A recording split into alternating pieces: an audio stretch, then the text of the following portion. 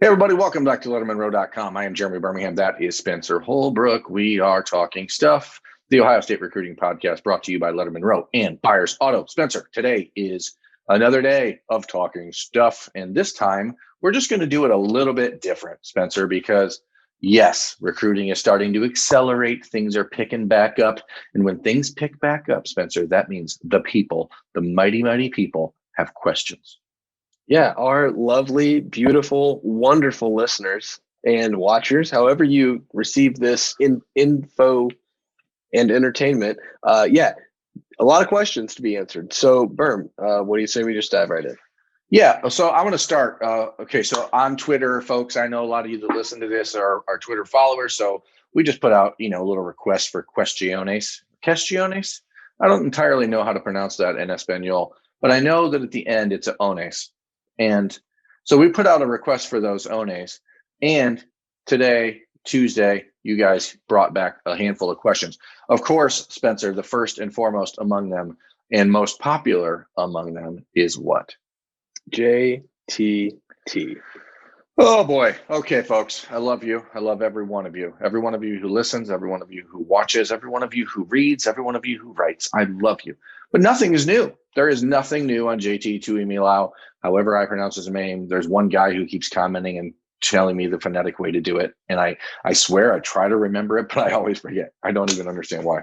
But anyway, there's really nothing new. JTT, as we call him here, for brevity's sake and for my ability to look less like a moron, it has not announced where he's visiting or when. I have been trying to sniff it out around the Ohio State program, and their hope right now and their belief right now is that he may be waiting until June to make official visits and then just enroll somewhere at the end of June, beginning of July. I think that initially the thought was when the dead period got extended again through the end of May, that maybe he would take unofficial visits on his own dime in the month of May. Or even in the month of April, but he's playing football right now at Eastside Catholic in Sammamish, Washington. So they're playing their spring season. He is not trying to mix in his recruiting at this point, and there's no reason to. If you've waited this long, why the hell not just wait until June and make your back-to-back weekend visits to Ohio State and Alabama at that time, and then make a decision? Am I wrong, Spencer? Am I wrong? Am I crazy? No, you're not crazy at all. I just wish that we would have pronounced Sammamish as many times as we've talked about him. I wish we would have said that word more. But you're not wrong at all. No, see, the thing is, I was thinking it was East Sammamish, but it's Eastside Catholic in Sammamish. And I mean, I don't know, man. We've talked about this kid for years now, and I've never spoken to him. I've tried. People I've tried. My God, I've tried. But I can't do anything. If he doesn't want to talk to anybody in the media, that's more power to him. I appreciate JT Tuimilao and the way that he's handled this process. I think it is great. I think it is going to be one of those things that we look back on and remember in the world of recruiting that changed the way recruits handle their business, and understanding that they have all the power in this cycle right now. Especially when you're a player of that profile. And right now, the Buckeyes are still recruiting him. They still want him. They still believe fully that they have an opportunity to get him. And it is all about whenever he decides to make those visits with his family. Ohio State, Alabama, Oregon, USC, Washington continue to be the 5 schools that are in the mix here. I don't know what else to say. The Buckeyes are holding a spot for him. They will continue to recruit him until he is on campus somewhere else. He is not going to sign a letter of intent anywhere. I would not be surprised, and this is me just saying it. I don't know for a fact. I would not be surprised if he has already signed financial aid agreements with the schools that he's looking at, just to have it all done. So you can't really look into that as maybe a sign of which way he's leaning. There's reports from the Bama side. He's leaning towards Bama. The Ohio State side still believes that if they can get him on campus, that the relationship he has with Larry Johnson and the opportunity at Ohio State to learn from Larry Johnson is enough to win that battle. And that's really it, Spencer. There's nothing else we can say. That's it. Sure. I guess the only thing we can do is move on then. And this is another one. Next question. Yeah. You can only choose one to have this upcoming season. Elias Ricks or Henry To'oto'o. But the kicker here, Berm, it's really interesting because one of them is in the transfer portal. The other one is going through spring practice with another school and never entered the transfer portal. So that does make the answer easier, I think, Spencer. All things being equal, they're not. So it has to be Toto because he is a guy that I think can be a starter for Ohio State next year if he ends up on the Buckeyes roster. And I guess we started a little bit of a internet storm last week when I mentioned on a practice report with Austin and you that I thought he would still end up at Ohio State.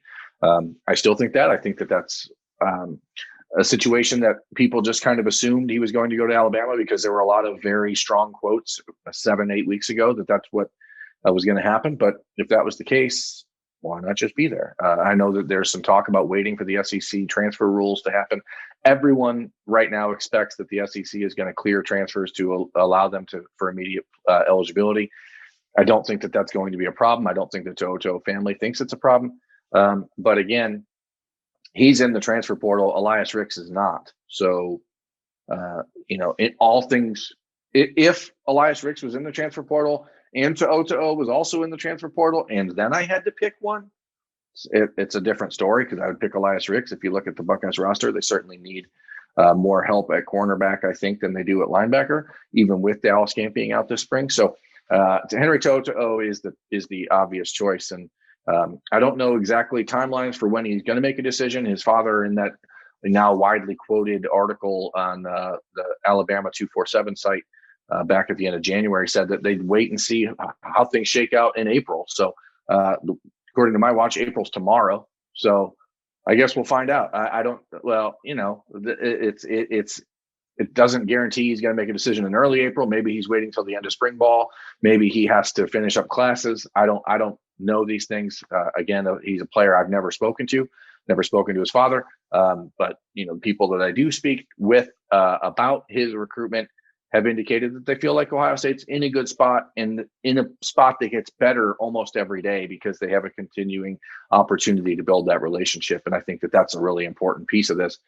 Had he decided 7-8 weeks ago, there's no doubt it would have been Alabama. But now if you start to look at the big picture, Spencer, look at the Buckeyes linebacker depth, look at the Buckeyes lack of experience at the position, you look at the injuries to Dallas Gant, you look at the opportunity to come in, play 1 year at Ohio State in a program that wins, maybe that's enough to say, hey, I can come in, be a 1 year difference maker and move on to the NFL. And it's interesting because the transfer portal is kind of recruiting, but it's kind of not. And so there was a question that is an extension of this by somebody else that asked, how does if he were to commit to Ohio State, how would that impact recruiting at the linebacker position?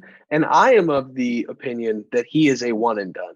If he comes into Ohio State, he would be a stopgap or an All-American. Like I think he's an All-American if he comes to Ohio State.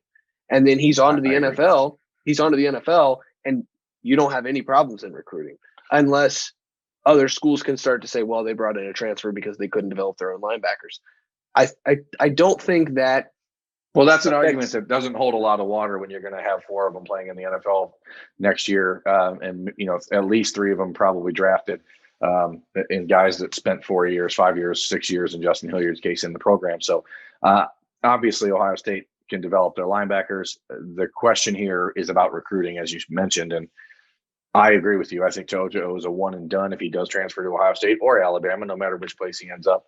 And so the answer, Spencer, quite clearly to how does it affect 2022 recruiting is 0. It doesn't impact it, right? Not at all.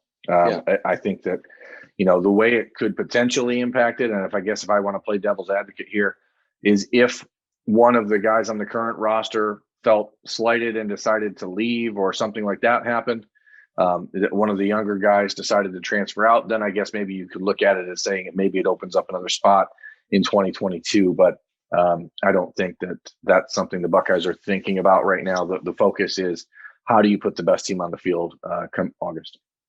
And the linebacker questions just keep coming. I mean, I love it. I love the perfect segues. The people love linebacker talk. So Jalen Walker just committed, correct? Yeah, he just committed to Georgia. Go Dogs. Yeah.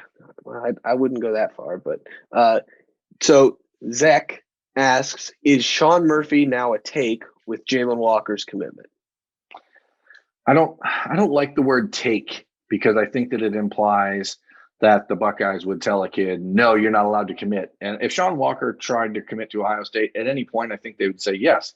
I think that clearly they made a decision in the last handful of months to prioritize other players at that position. I don't entirely know if Walker Sean Murphy displayed the athleticism that they really want out of that position.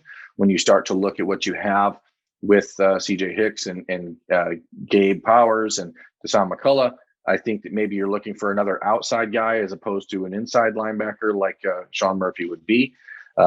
But there's good relationships with the recruits with Sean Murphy. He has family ties in Ohio. I think that the Buckeyes are big fans of him as a person. But like everyone else in the class of 2022, unless you're a player like Gabe Powers, who's 25 minutes outside of Columbus, or CJ Hicks, or Deshaun McCullough, who has ties to Ohio that, and the coaching staff with Tony Alford and Kevin Wilson and these ties that they have,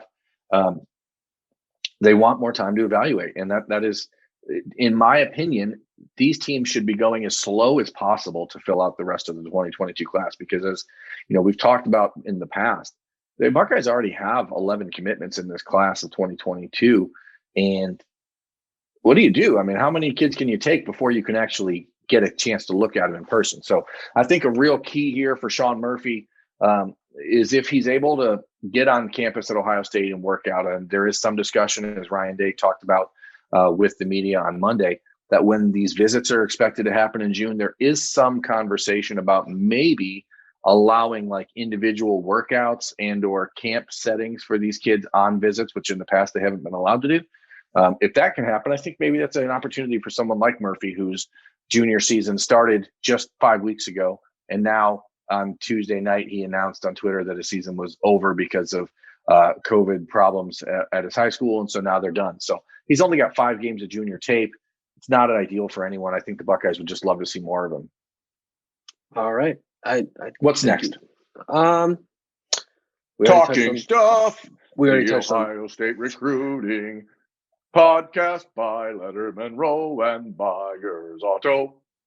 We already touched on transfer corners. There's not really anybody in the portal that Ohio State could really go after. The portal's pretty barren when it comes to corners. But it's not even just that. It's not even just that, Spencer. Look at the Buckeyes roster. Outside of Seven Banks, who's a senior, and Cam Brown, who's coming back from an injury, you just got 6 or 7 cornerbacks that you have no idea what you have. And there's no reason for Ohio State, unless it's a player like Elias Ricks, who, again, is not in a transfer portal, unless there's a player like him out there, why would you upset the natural balance of your position group and a bunch of kids who are extremely talented, who waded through a crappy year in 2020 with COVID? Why would you go out there and just upset the entire apple cart when none of them have had a chance to prove what they can do? That's all. Yeah. And you look at a guy, when we get into that, you look at a guy like Cameron Martinez, and who kind of got forgotten in the shuffle last year and had 2 interceptions in practice the other day. You look at a guy like Lathan Ransom, who looks like he could play slot corner just as well as he could play safety. Like, Ohio State, the cupboard is not bare at Ohio State as far as cornerback goes. They've got 2 blue chip players coming in June who they were named by name that they could come in and compete. I think Ryan Day said something about those 2 guys where they're waiting for those 2 guys to get there. So they know that they could compete right away. This is not a dire situation for Ohio State. Agreed. What's the next question? Do you think Ohio State will take 2 running backs in the 2022 class? And if you had to predict, which running backs would it be? Berm, time is a flat circle. We're talking about 2 running backs again. It just never stops. But also, I guess in a way, it doesn't need to ever stop.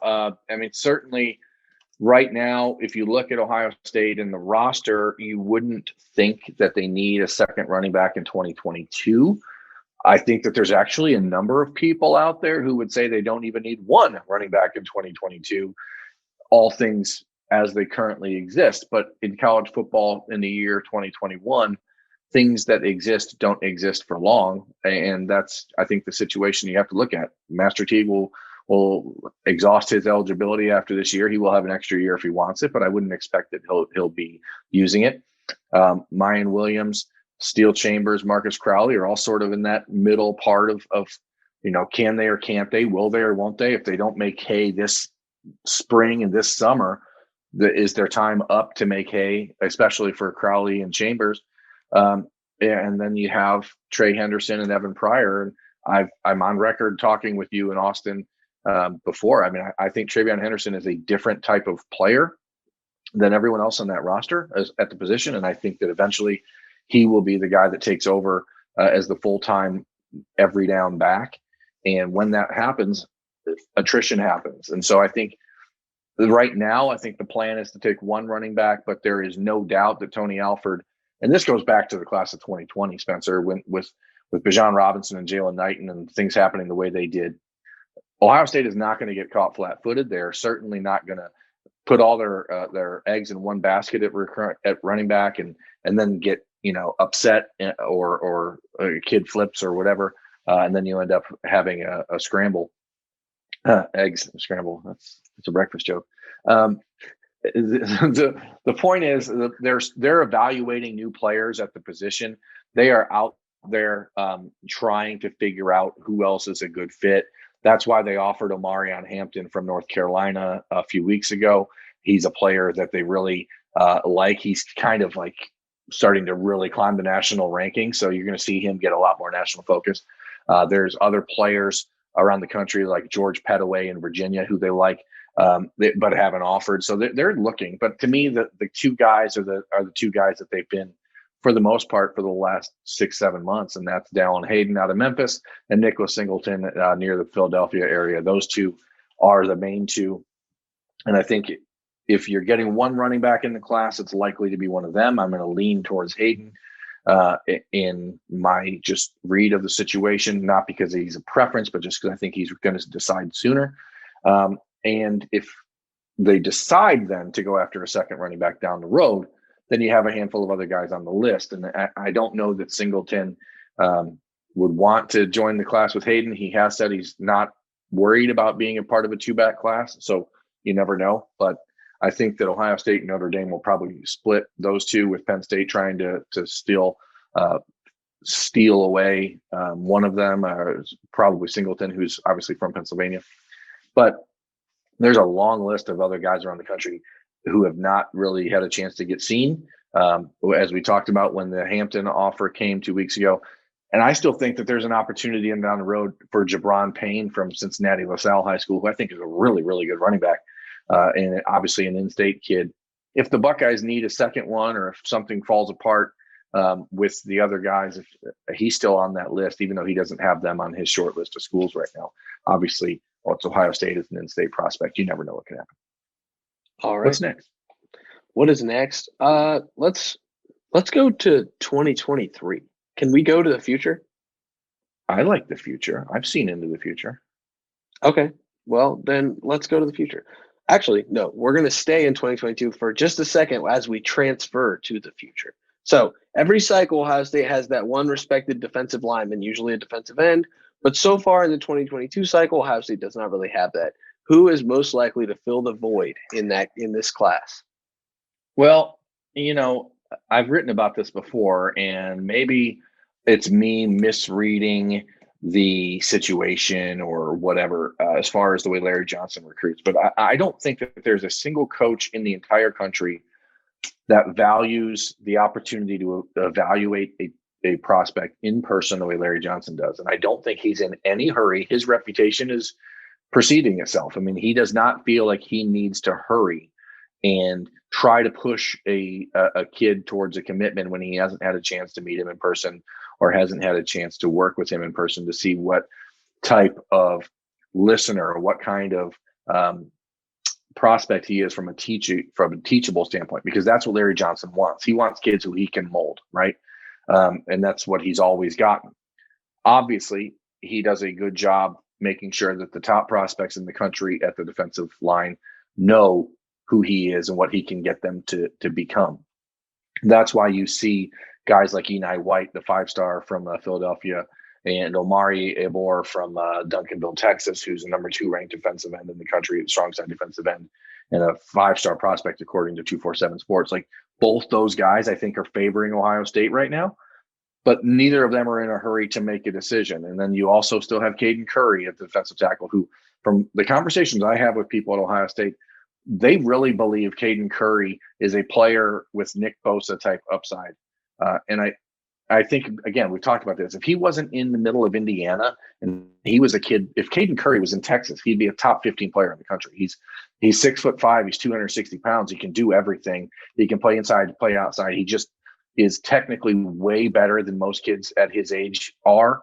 And I think that he gets sort of just overlooked because he's in a small town outside of Indianapolis. So, and clearly it's a defensive line position where they're going to be patient, but there are big time names out there. And there's even guys like Jihad Campbell down at IMG who it could be a linebacker, could be a defensive end. Ohio State loves him. I mean, they're looking for these right fits, and it's all about how long can you wait? How do you get a kid on campus? How does Larry Johnson get a chance to mold him and see if a kid, not only if his tape is really good, because that's obvious. Larry Johnson wants kids who are good players now, but he needs to know that he's dealing with players and their families that will listen to him and that will let him teach them. Because right now, the world of high school football, the world of college football recruiting, there's a lot of people who blow a lot of sunshine up a lot of butts, Spencer. And what happens is these kids don't always end up coming into a college thinking that they need to get better. And Larry Johnson is only recruiting kids who understand that and who are eager to get that sort of coaching from him. So I know why people are worried about it. Oh, Larry Johnson's getting old. He's not recruiting. He has no commitments. Do not bother yourself stressing about that if you're a Buckeyes fan. The big names are out there and they are interested in Ohio State, and there is plenty of time for the Buckeyes to make that happen. All right. One more in 2022. Got a couple quick ones in 2023. Do you expect a flurry of commitments in June from the 2022s, or do you think the dead period will make them push that back to December? I think most of these kids are waiting for June to happen so they can make decisions. I think you're going to see what we've talked about. Everyone around the country going bang, bang, bang, five weeks in a row, then make a decision. And have a lot of these kids, especially the top kids around the country, are already talking like they want to have this over by the time they go back to fall camp at their high schools. And so I think you're going to see a ton of these kids, the Xavier Wampas, those defensive linemen that I just talked about, the Keontae Goodwins, if the Buckeyes can get him to make a visit in June, the Caden Currys, all these kids are waiting. They have been waiting for this moment for the last year plus.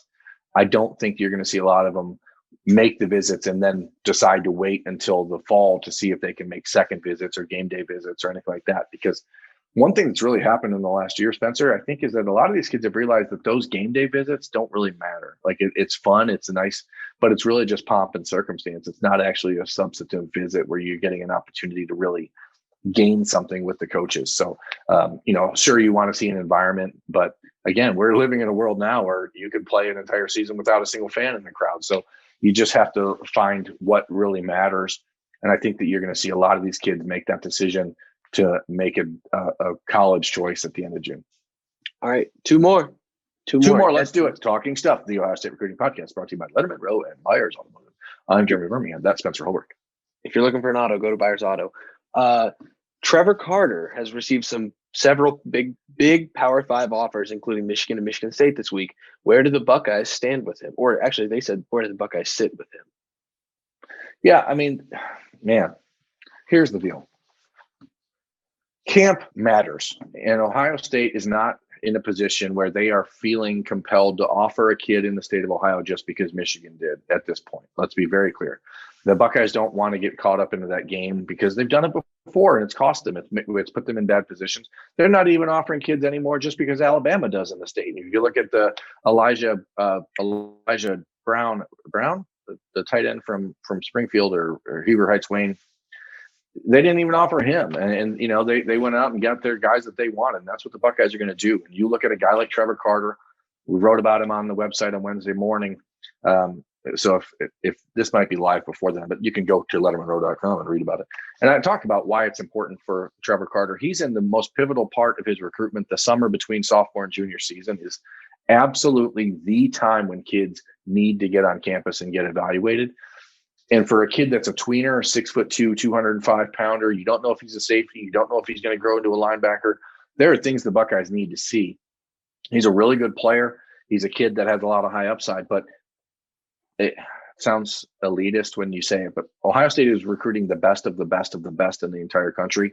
And they know they can be patient when it comes to a player from Ohio, especially a player from Ironton. I don't think they're in any hurry to make that offer, and especially if they can't get a chance to see Trevor Carter in person. So for a kid like Trevor, I mean, the advice, if he's watching, Trevor, if you're listening, the advice is be patient. If that's the offer you want, give yourself a few more months and let them see some junior film and see if you develop, because unfortunately it seems like you're not going to get an opportunity to camp in person this summer. Yeah, and his high school coach is on the record saying that, you know, Reed had to get better. Trevor has to get better. You know, he's from the same high school as Reed Carrico. So there's a certain level of understanding. Ohio State knows the level of football they play. Just because it's in Southeast Ohio doesn't mean that they're playing low-level football.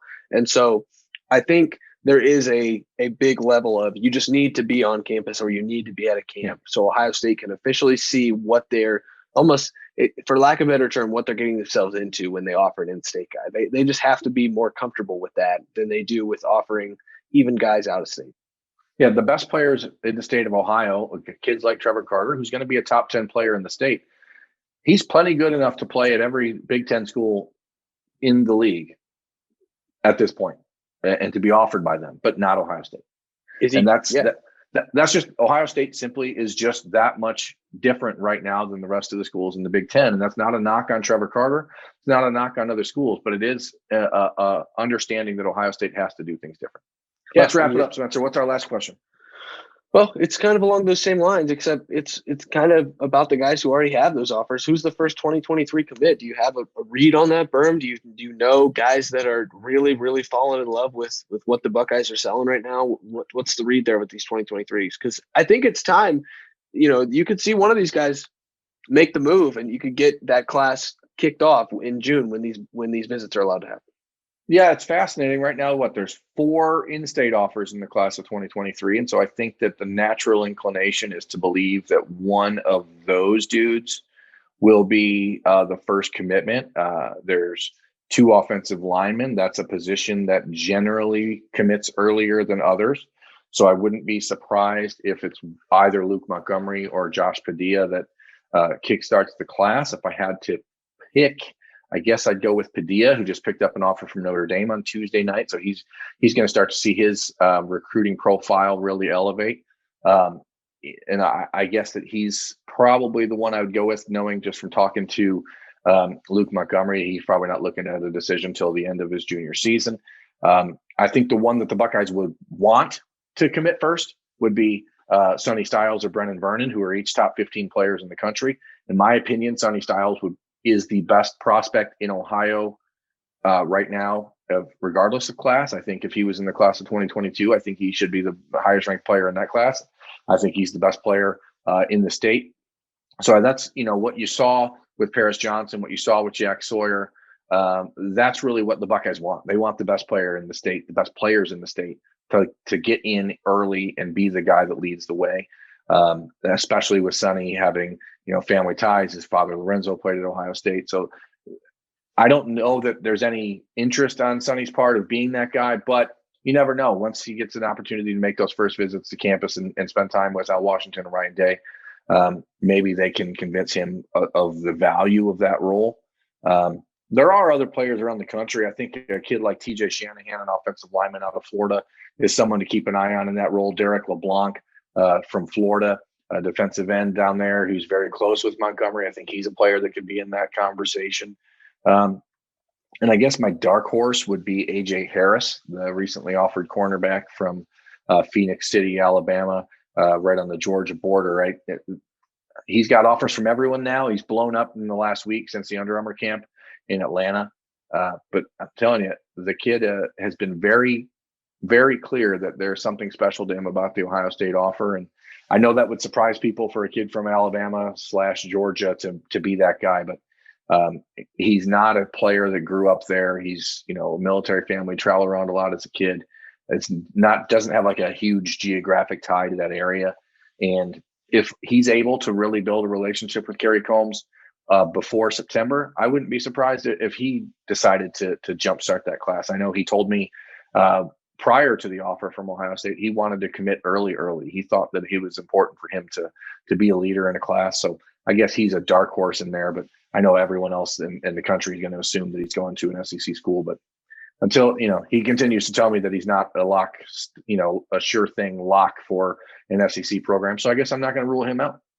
Well, I mean, it's Columbus, Georgia. It's not, and that area, it's not like it's close to Tuscaloosa. It's not like it's close to Athens. So, he's kind of right in the middle. You called him a tweener. I think he's a tweener geographically too. So that's interesting. I will put a prediction in just to be a little different. I'm going to go with Brennan Vernon. I think there were some quotes from him, just various places throughout his football season that just made me believe that he will be a Buckeye at some point. I think that is for him once he gets on campus and they explain the recruiting role to him from an in-state perspective, and he sees what CJ Hicks can do in the 2022 class. I think he fits the bill. I think he could be a guy who really rallies the class together. That's my prediction, but I am okay with being wrong. Yeah, I mean, Ohio State would be more than happy to have that happen. I think if I had to throw a wrinkle into that, talking to people around Brennan Vernon in the last few weeks, there seems to be this idea that he's a little bit frustrated that his recruiting hasn't picked up the way that he thought it would. And he hasn't picked up some of the big national offers that he thought he would have by now because he missed 5 games as a sophomore with injury. And I think he's a little bit frustrated by that. So I wouldn't be surprised if he waited a little bit longer just to have an opportunity to get the offers that, there's this weird thing. Like if you're in Ohio and you have an Ohio State offer that early, a lot of other schools are just not even going to offer you because they think you're going to Ohio State. So it's almost like you have to walk this fine line between I'm not a guaranteed thing to go there, but I also really like it.